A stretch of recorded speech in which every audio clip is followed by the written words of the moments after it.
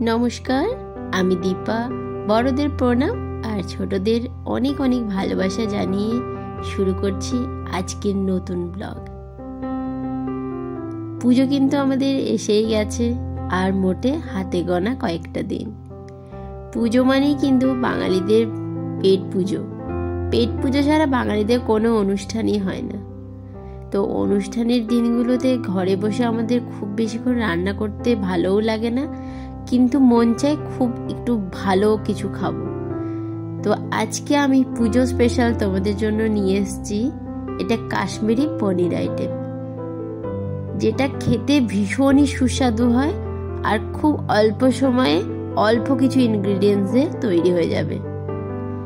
আর এই রেসিপিটা যে একবার খাবে না, তার বারবার খেতে মন চাইবে।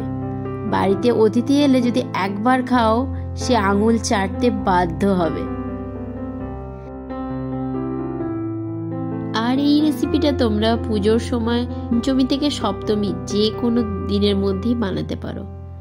অষ্টমীর দিন এই কারণেই পারো না, কারণ অষ্টমীর দিন অনেকজনের বাড়িতেই নিয়ম আছে, যেমন আমার বাড়িতেই নিয়ম আছে একটুখানি নিরামিষ খাওয়ার। সেদিন পেঁয়াজ রসুন আমাদের বাড়িতে চলে না। তো সেই জন্য বললাম পঞ্চমী থেকে সপ্তমী বা নবমী দশমী যে কোনো দিনে তোমরা এই রেসিপিটা বানাতে পারো। আজকের যে পনিরটা আমি ইউজ করছি কাশ্মীরি এই পনিরের রেসিপিতে, পনিরটা কিভাবে বানিয়েছি সেটা আমি আমার আগের ভিডিওতে শেয়ার করেছি, প্লিজ চেক করে নিও।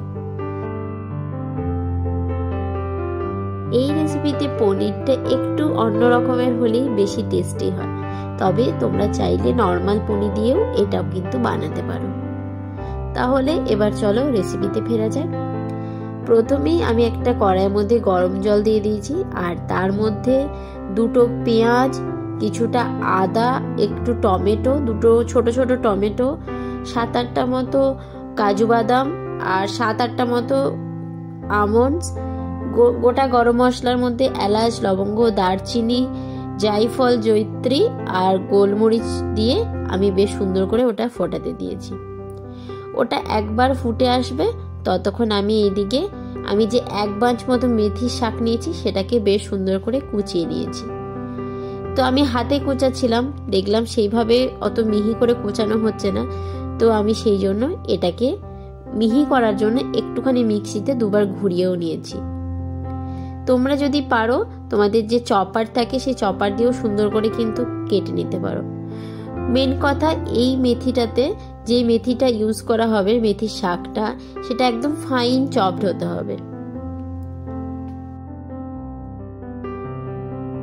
মেথির শাকটা রেডি করার পর দেখছি আমি যেটা সেদ্ধ বসিয়েছিলাম পেঁয়াজ আর টমেটো বাদাম দিয়ে, সেটা আমার হয়ে গেছে। তো সেটাকে একটা থালার মধ্যে উঠিয়ে ওটাকে বেশ সুন্দর করে ঠান্ডা করতে দিয়েছি। তারপর আবার একটা কড়াই বসিয়েছি, তাতে দিয়েছি 2 চামচ মতো সাদা তেল আর কিছুটা পরিমাণে বাটার। বাটারটা যখন বেশ সুন্দর গরম হয়ে এসছে, তখন আমি তার মধ্যে দিয়ে দেব একটুখানি মৌরি।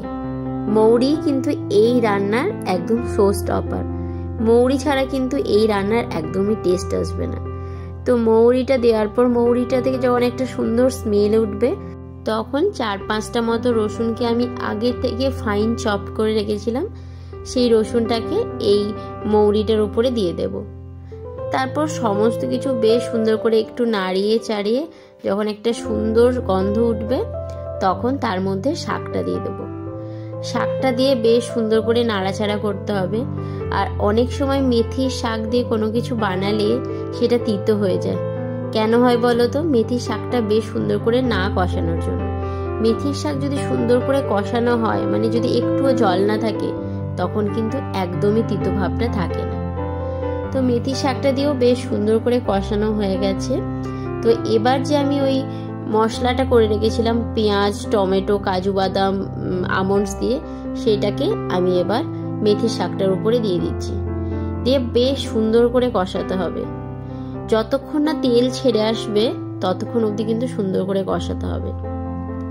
তারপর এদিকের মশলাটাও কষানো হয়ে গেলে আমি একটা বাটিতে আগে থেকে 4 চামচ মতো টক দই আর 1 চামচ মতো ধনে গুঁড়ো আর 1 চামচ মতো কাশ্মীরি মির্চ রেখেছিলাম। তো এটাকে বেশ সুন্দর করে কষিয়ে মানে ফেটিয়ে নিয়েছি। ফেটানোর পর তারপরে ওখানে 2 চামচ মতো আমি ক্রিম ইউজ করেছি। তোমাদের বাড়িতে যদি ক্রিম না থাকে, দুধের যদি সর থাকে, সেই দুধের সরটাও ইউজ করতে পারো। তাতে কিন্তু ইনস্ট্যান্ট যদি দুধের সরটা ইউজ করো তাতে টেস্টটা আরও বেশি হবে। তো আমার কাছে আজকে দুধের সর অ্যাভেলেবেল ছিল না বলে আমি ক্রিমটা ছিল বলে ক্রিমটাই দিয়ে দিয়েছি। তো এই সমস্ত কিছুকে বেশ সুন্দর করে ফেটিয়ে নিতে হবে। এরপর কড়াইয়ের মধ্যে যে কাজু বাদাম সব কিছু দিয়ে মশলাটা কষানো হচ্ছে, তার মধ্যে এই যে টক দইয়ের পেস্টটা 1 চামচ করে মেশাতে হবে। আর এই সময় খুন্তিটা কিন্তু সব সময় নাড়িয়ে যেতে হবে, না হলে যেহেতু কাজু বাদাম আছে সেটা তলায় ধরে যাওয়ার সম্ভাবনা থাকে।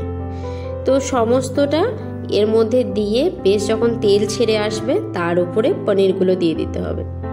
পনিরগুলো দেওয়ার পর পরিমাণ মতো নুন আর 1 চামচ মতো চিনি দিয়ে বেশ সুন্দর করে নাড়িয়ে চাড়িয়ে যে যতটা গ্রেভি চাইবে ততটা পরিমাণে জল দিয়ে 2 মিনিট মতো ফোটালেই তৈরি আমাদের কাশ্মীরি পনির। আর আমি কাশ্মীরি পনিরের সাথে খাওয়ার জন্য আজকে বানাচ্ছি অনিয়ন, গার্লিক আর ধনেপাতা দিয়ে একটা পরোটা, যেটা ভীষণ ভালো লাগে। তবে এই পনিরটা তোমরা ফ্রাইড রাইস বা পোলাওয়ের সাথেও খেতে পারো, রুটি বা পরোটার সাথেও খেতে পারো, বা নানের সাথেও খেতে পারো। তো আজকে আমি এই পরোটাটা বানাচ্ছি। পরোটাটা বানানো ভীষণ সহজ। যেমন নর্মাল রুটি বানাও সেরকম রুটি বানিয়ে রুটির এক দিকটা বেশ সুন্দর করে তেল ব্রাশ করে দিতে হবে। তারপর ওই যে কুচি কুচি করে পেঁয়াজ, রসুন আর ধনেপাতা কেটে রেখেছিলাম সেটাকে উপর থেকে ছড়িয়ে হালকা হাতে বেলে দিলেই অনিয়ন পরোটাটা বেলা হয়ে যাবে। তারপর তাওয়ার মধ্যে তেল দিয়ে এপিট ওপিট সেঁকলেই বাস রেডি অনিয়ন পরোটা। আর এটা গরম গরম এই কাশ্মীরি পনিরের সঙ্গে অনিয়ন পরোটা কিন্তু দুর্দান্ত লাগে। আজকে আমি এই কাশ্মীরি পনিরটা পরোটা আর রুটির সাথে সার্ভ করব। রান্না বান্না তো কমপ্লিট, তো এবার খেতে দেওয়ার পালা। তো পুরো রেসিপিটা দেখে তোমাদের কেমন লাগলো অবশ্যই জানিও। যদি ভালো লাগে একটা লাইক করে দিও। তো আজকের মতো টাটা, সবাই ভালো থেকো, সুস্থ থেকো। আর পুজোতে প্লিজ একবার এটা ট্রাই করো, দারুণ সুন্দর লাগবে।